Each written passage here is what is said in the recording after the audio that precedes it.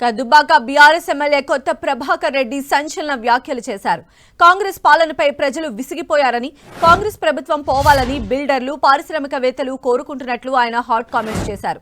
అవసరమైతే ఎమ్మెల్యేలను కొనుగోలు చేయాలని, ఆ ఖర్చును పారిశ్రామికవేత్తలు భరిస్తామంటున్నారంటూ వ్యాఖ్యానించారు. పిల్లల నుంచి పెద్దల వరకు కాంగ్రెస్ ప్రభుత్వ పాలనపై విసిగిపోయారని, రాష్ట్రంలో కాంగ్రెస్ గ్రాఫ్ పడిపోయిందని ఆరోపించారు. తెలంగాణలో వచ్చేది మళ్లీ బీఆర్ఎస్ ప్రభుత్వమేనని అన్నారు.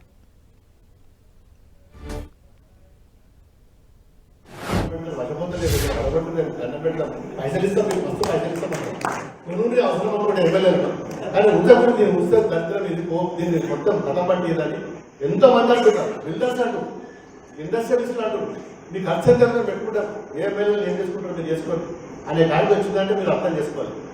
ఎంత దుర్మార్గమైన కాదు. సర్పంచులకు బిల్లు రాలేదు, మన చాలా మంది బిల్లు రాను